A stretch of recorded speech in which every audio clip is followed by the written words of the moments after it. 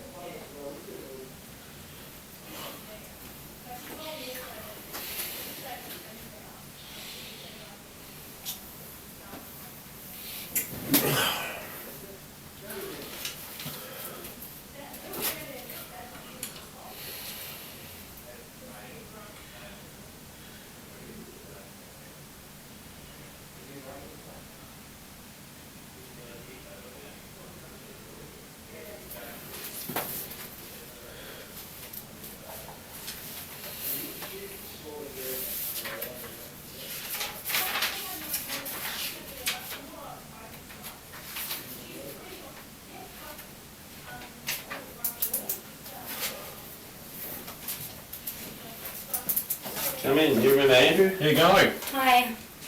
All right. Just shut that door. Grab a seat, doesn't matter where you want to sit. First of all, Andrea, I want to indicate to you we appreciate you coming in, all right? Did you go all this way? It's a long haul. Yeah, no, it is. What I'll say to you is this straight away. We spoke about being up front and whatnot on the phone the other day. I'm going to be right up front with you now, all right? Our conversations are going to be recorded and are currently being recorded, okay? Okay. So that's straightforward as it is, and there are reasons for that, Okay. all right? The reason I've asked you to come in here is as a result of the conversation we had on Saturday on the phone, Yep. all right? Which I don't remember a lot of. No, that's fine. That's okay. I understand that. Okay. Is there any reason why you don't remember a lot of that conversation?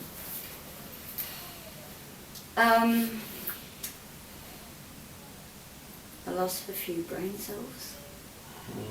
As a result of Having a drink or two. having a drink or two. All right. Andrew, where we sit is that conversation was not recorded. All right. Okay. And I've made some notes of that conversation. Okay.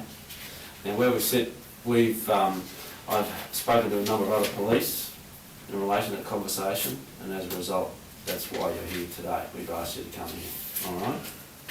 Now the conversation that you relayed to me took place, as you indicated, in your car at a park back on the 16th of March.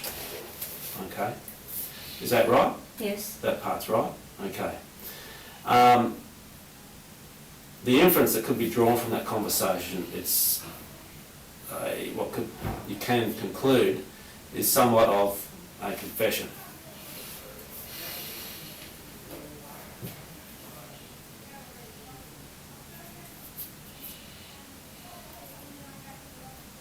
All right. Where we go from here, Andrea, is that obviously you're seeing Max Sica of your own volition and of your own accord, all right? Do you agree we've spoken about this a number of Yes, times? 100 times, yes. And do you agree that I provided you my view on what you should be doing? You should be considering yourself in your position as a mother with your children and whatnot? Yes. Right, okay. And I'm still having trouble. I can't gather even totally myself what is driving you to pursue Max. Can you elaborate any further than apart from curiosity and wanting to find out exactly what happened? Can you elaborate any further as to what's driving you, why you wanted to do this? Because I don't think anybody has the right to believe that they can take 3 people's lives because they cracked the shits or because something didn't work well for them. I mean, it's it's just not right. That's Right. it. And you see an avenue of opportunity, do you? Yeah. All right. And do you intend following this opportunity or these meetings and gatherings? I guess, what's your intentions, Andrea? Is probably what I want to know. Ideally, if he was able to confess and decide that he should hand himself in, well, that's ideal, because the whole process of going to court and denying it and doing the whole thing, and it's just a waste of everyone's time and energy. And if you're at the point where you've confessed, well, and that's why I was saying that I know it's difficult if it's just someone's word against someone else's, because it just doesn't mean anything. And what I was thinking was if I could obtain something that would be very difficult for him then to deny that the whole thing has happened, then it's much stronger, and it's better to do it that way than go off sort of half-cocked and end up going through this huge big process that could have been eliminated if I just don't. Anyway, it doesn't matter. No, you're referring to the previous instances where that have taken place at some hearings and whatnot. Is that what you're referring to? No. No. Sorry, what do you mean? Oh, okay. What I'll do is I'll move on from what you said. Okay. It's interesting you said that an admission and confession and handing himself in would be beneficial, right? And currently, as it stands, the conversations between yourself and him are very limited in any evidentiary value. Correct. You're fully aware of Yes, that, and fully aware of that. And that's the way we sit. Yes. And that's the way we sit. Essentially, it's very limited. Yes. And we, as a result, are canvassing ways where we can enhance the strength, I guess, of any potential conversations that you have in the future. Sure. All right? And so, I guess...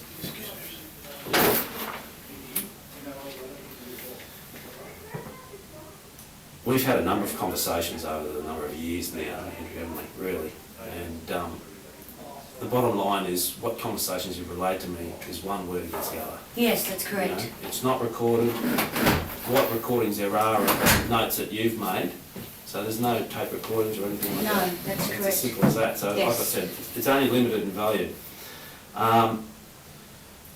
What we propose to do essentially is draw a line, essentially, Andrea, now, and say to you this, that if you intend to continue seeing Matt Sica with the view to pursuing this, and you're doing it of your own accord, that's your business. All right, that's your business. Yep. We see it as an opportunity that, with your consent and obviously your cooperation, we can provide you with some type of recording device that will record the conversation you've had. All right. I stress to you it's purely with your consent. Sure. I stress to you that there are significant issues associated with one, arranging that, and also you've got to consider your position and also your position within your family.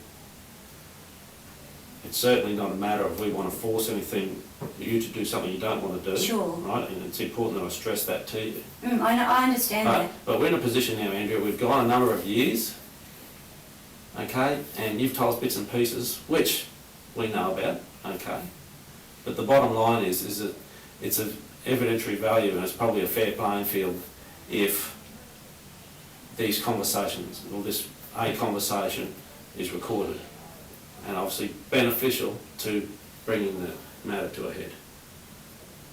Yes. So that's the main reason for bringing you here today, is, you know, essentially saying, listen, we've tagged along with you over a number of years, and certainly it's important, the things that you've told us, but it's got to a stage now that, as you are well aware of just as much as me, is that they're only limited in value. Yes.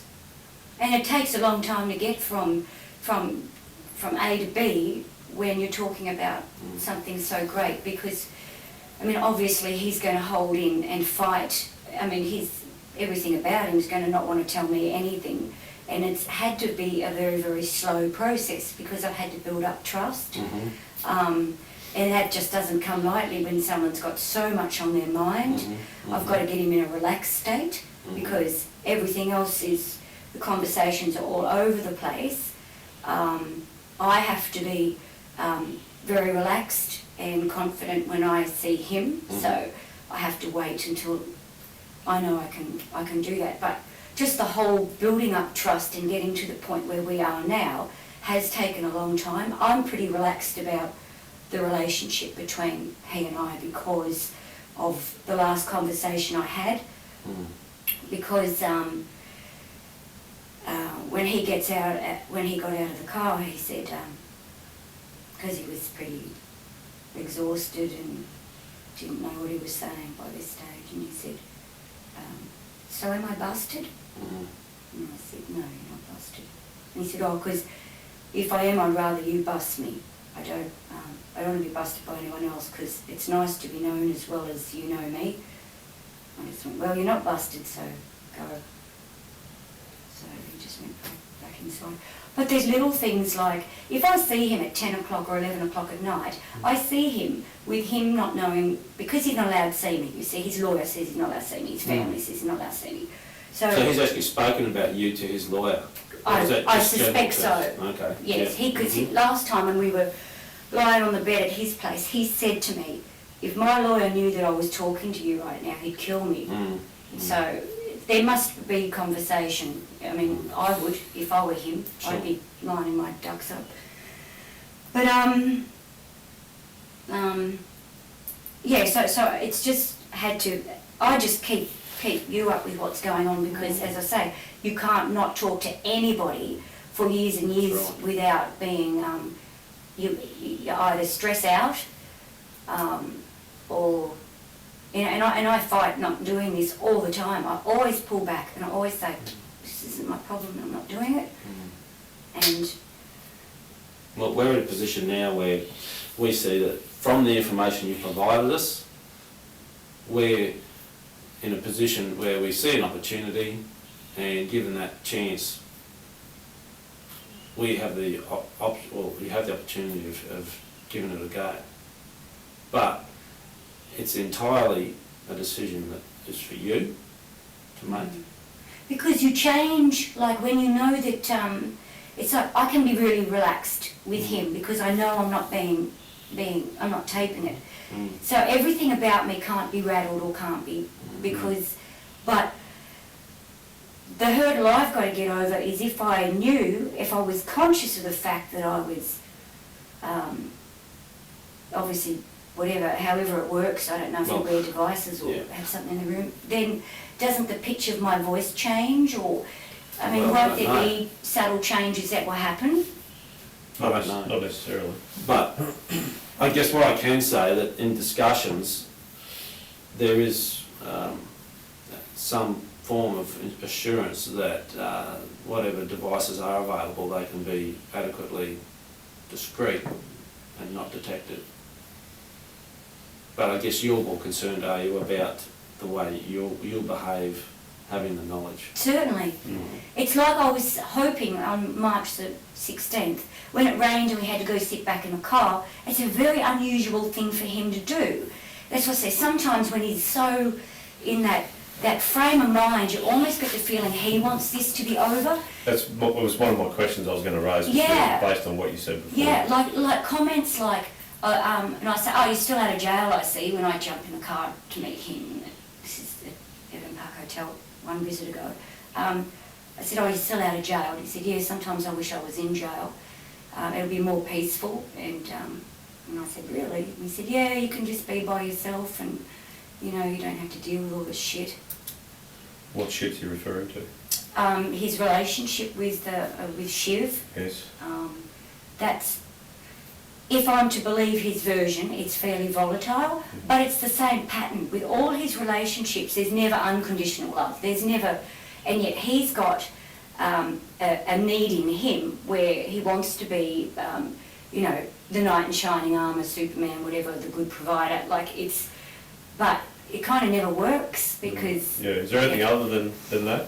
That's... Are you able, maybe it might be better, are you able to relate to Andrew, because he's only got it from me, through my interpretation of what took place back on the 16th of March, the conversation? I probably can't remember it all. What can you remember? And I've made some notes I can help you with as we go. I remember him I said I'd meet him at 8 o'clock. I didn't get there until 10. No, I wasn't going. But anyway, I texted him. He said that he was drunk. He'd been drinking. And I said, well... Is that the first time? This is March the 16th. Is this the first time you've seen him, or Yes. he's alluded to being drunk? Absolutely. Yes. Because that's not... He doesn't drink Yeah. on purpose because Yeah. he said he doesn't like to lose control. Yeah. He likes to be in control. And if I had a guilty conscience like that, I sure as hell wouldn't be having a drink with anybody. Okay. So... I just thought I'd raise that because that's new information to me too. Okay, so... I remember you actually making a mention, you were quite surprised about that. I was very surprised. Anyway, I had text to say, I originally said I was coming over, you see. It was a Thursday or something, wasn't it? Oh, that was, oh yeah, I was going to go over on Thursday. The prior Thursday or the following Thursday? Near Easter, what's that? Before Good Friday, that Thursday. Yeah, okay.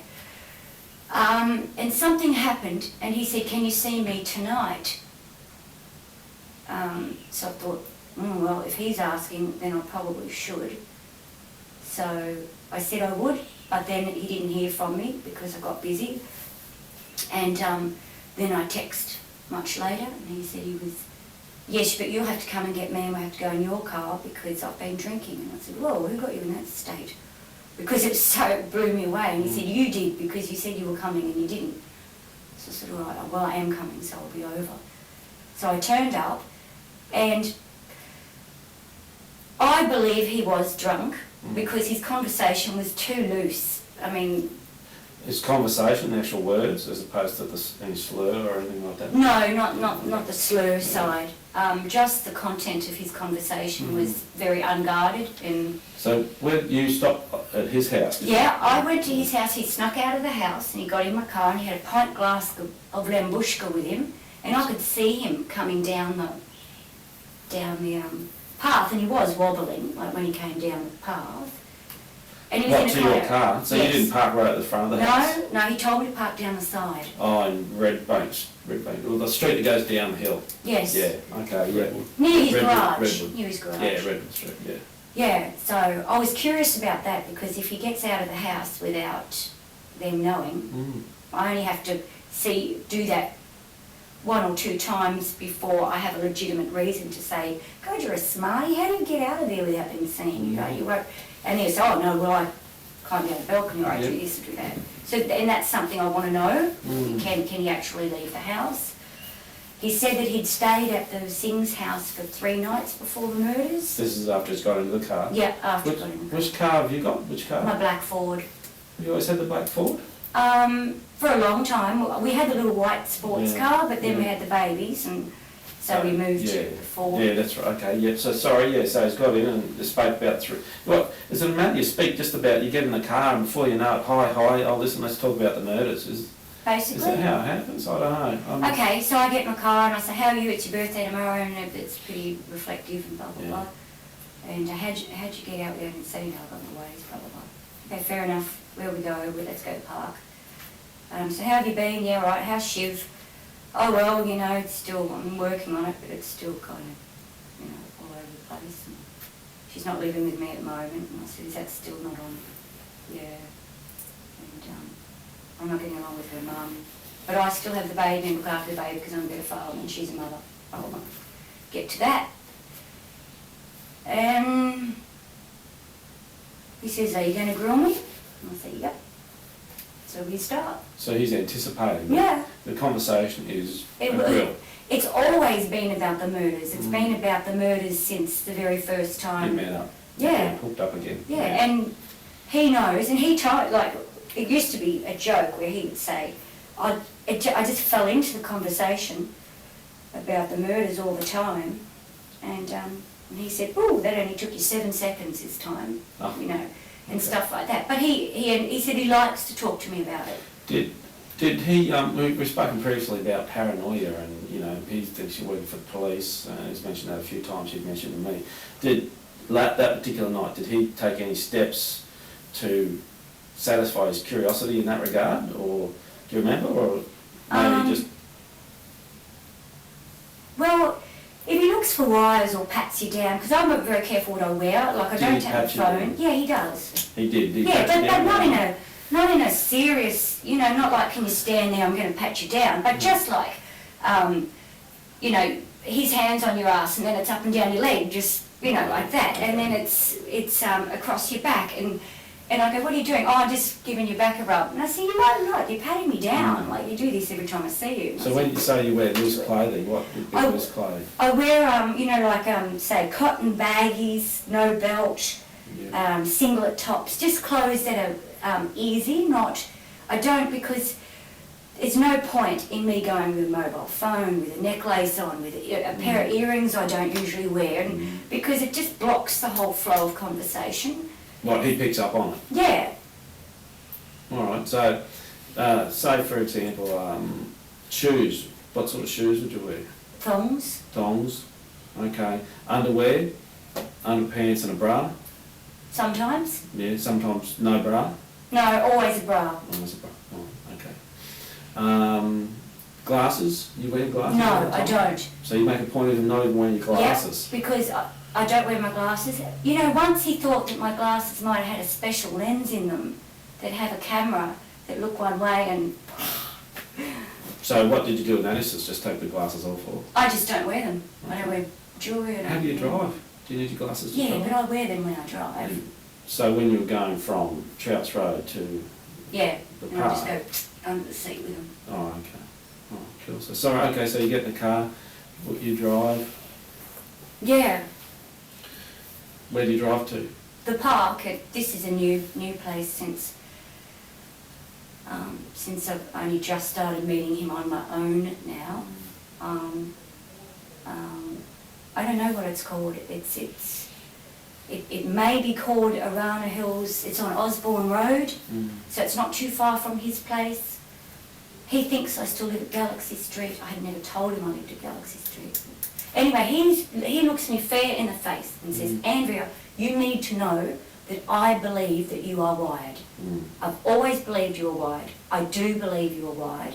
And I also think that there's 6 men behind these bushes, and Ready to pounce. yeah, and that I'm going to get set up for an ambush. So he said, I feel like that. Did you say that on this occasion? Okay.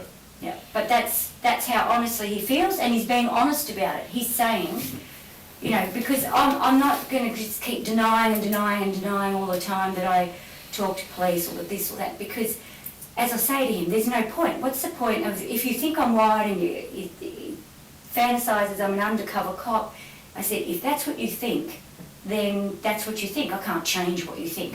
So we might as well just move on from that, because what's the point? Yeah. You know, so that's another thing. Like, if you really did believe that, why would you talk to me? Yep. You know, why would you talk to me? Maybe you And have an answer for over that. and over and over and over again. Well, 4 hours, wasn't it, the other night, you were saying? It's always hours. Hours. So essentially, the other night, it was 4 hours in the car, the two of you talking. Yes. Can we just go back? The park that you're describing at Osborne Road, do you know anything further about it? Is it near the football? Yeah. Yeah. Near Run Legs football He club? knows it well, and there's some football club Yeah, or okay. something there. Okay. And did you get out of the car momentarily? On this occasion, yes, we did, and it Okay. started to rain. Right. So he said, now you're controlling the weather. He said, now you're making it rain, so we have to sit back in the car and talk. Okay. Because obviously, if he's as paranoid as he is, he's going to think, if the car